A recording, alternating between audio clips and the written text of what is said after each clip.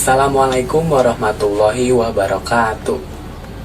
Alhamdulillahirabbil alamin. Innal hamdalillah nahmaduhu wa nasta'inuhu wa nastaghfiruh wa na'udzubillahi min syururi anfusina wa min sayyiati a'malina. May yahdihillahu fala mudhillalah. Asyhadu alla ilaha illallah wa asyhadu anna Muhammadan abduhu wa rasuluhu la nabiyya ba'da. Segala puji bagi Allah Subhanahu wa Ta'ala yang telah memberi rahmat dan hidayah kepada kita semua, dan tak lupa kita beri junjungan kepada Nabi besar Muhammad Sallallahu Alaihi Wasallam. Semoga kita mendapatkan syafaat nanti di hari kelak. Amin ya robbal alamin. Dalam kultum hari ini saya akan membawakan kultum yang bertemakan mengenal imam mazhab dalam Islam. Dalam agama Islam terdapat 4 mazhab yang ada dan berkembang hingga saat ini, yaitu 1. Imam Abu Hanifah rahimullah, 2. Imam Malik bin Anas rahimullah, 3. Imam Syafi'i rahimullah, yang keempat Imam Ahmad bin Hambal rahimullah.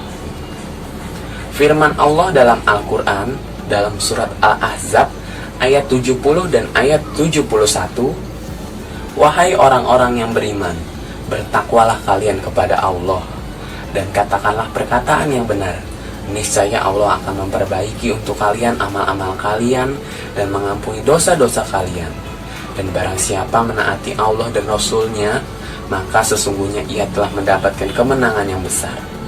Akidah 4 imam tersebut di atas adalah sesuai dengan apa yang dituturkan dalam Al-Quran dan As-Sunnah, serta apa yang dianut para sahabat dan tabi'in yang mengikuti mereka dengan penuh ihsan.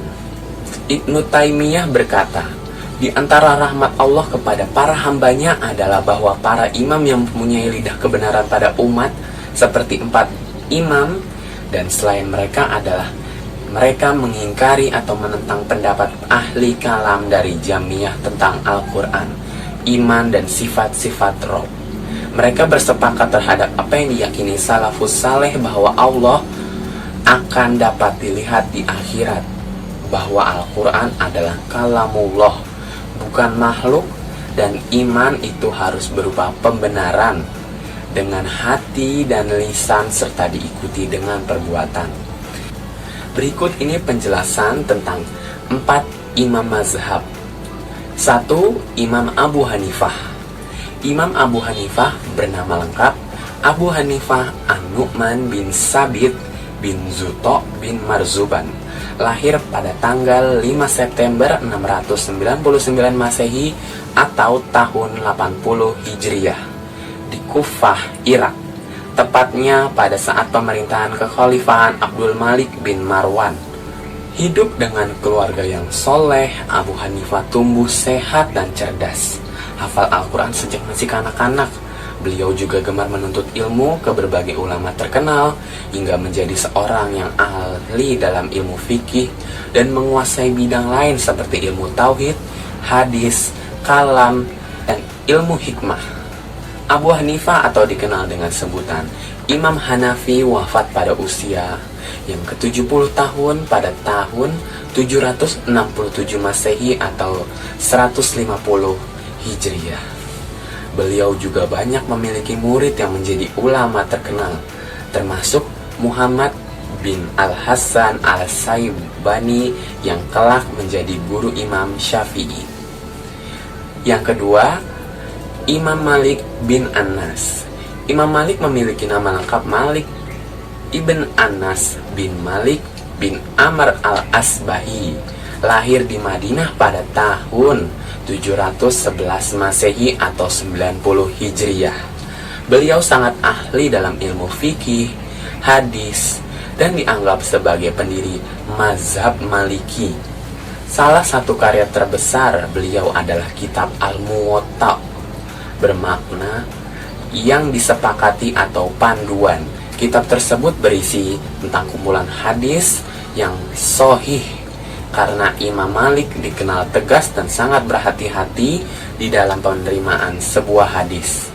Dalam sebuah riwayat dijelaskan bahwa Imam Malik menghabiskan waktu sampai 40 tahun untuk mengumpul dan menelaah serta meneliti ribuan hadis dan hanya menerima 10.000 hadis yang dianggapnya sah dan menetapkan 5.000 saja yang sahih.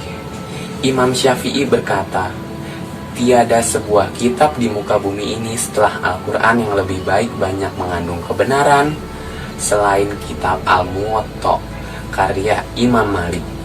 Beliau semasa hidupnya tidak pernah keluar dari Madinah, banyak berguru kepada banyak ulama terkenal, bahkan langsung kepada para tabi'in dan tabi'in. Pada masa itu masih banyak yang hidup. Imam Malik wafat pada usia 85 tahun. Yang ketiga, Imam Syafi'i. Imam Syafi'i sangat dikenal di sini karena sebagian besar umat Islam Indonesia bermazhabkan Syafi'i. Beliau bernama Abu Abdullah Muhammad bin Idris Syafi'i. Lahir di daerah Palestina pada tanggal 28 Agustus tahun 767 Masehi atau tahun 150 Hijriah, bersamaan dengan wafatnya Imam Abu Hanifah rahimahullah. Seperti imam mazhab lainnya, Imam Syafi'i adalah seorang yang cerdas, hafal Al-Quran sejak masih kecil dan gemar berguru dan memperdalam ilmu agama. Ar-Risalah merupakan buku pertama karya beliau tentang usul fiqh, dan berikutnya Kitab Al-Um dan yang lain-lainnya. Imam Ahmad berkata tentang Imam Syafi'i, dia adalah orang yang paling faqih dalam Al-Quran dan As-Sunnah. Para ulama sepakat tentang Imam Syafi'i bahwa beliau sebagai imam yang amanah, zuhud, waro, takwa, dermawan, dan tingkah laku baik, dan juga derajatnya yang tinggi. Walaupun ada perbedaan pendapat, Imam Syafi'i adalah satu-satunya imam dari keturunan Quraisy. Beliau wafat karena sakit pada tahun 205 Hijriah atau 820 Masehi di Mesir. Yang keempat, Imam Ahmad. Imam Ahmad bin Hanbal bin Hilal bin Asad bin Idris adalah seorang yang ahli dalam ilmu fikih dan ilmu hadis, juga teologi Islam. Beliau lahir pada tahun 164 Hijriah atau 780 Masehi di Turkmenistan. Imam Ahmad beruntung karena bisa belajar dari ahli fikih termasyhur yang kita sebut terdahulu, yakni dari Imam Abu Hanifah, Imam Malik bin Anas, dan Imam Syafi'i, dan berhasil melakukan improvisasi dan pengembangan pemikiran dari mazhab terdahulu tersebut. Karya-karyanya seperti Ushulus Sunnah, Kitab Al-Zuhd, serta Ensiklopedia Hadis atau Al-Musnad Al-Kabir yang merupakan karya monumental berisi 27.000 hadis, menunjukkan kualitas keilmuan beliau yang tinggi. Beberapa kesamaan dari 4 imam mazhab antara lain tentang akidah, tauhid, qadar, iman, sahabat. Misal tentang iman Abu Hanifah, iman itu adalah ikrar atau lisan, dan tasdik adalah pembenaran dengan hati. Sedangkan Imam Malik, iman itu ucapan dan perbuatan. Sedangkan Imam Ahmad, perkara iman yang utama ialah al-hubbillah atau cinta karena Allah, dan al-bughdillah atau benci karena Allah, serta iman itu bertambah dan berkurang.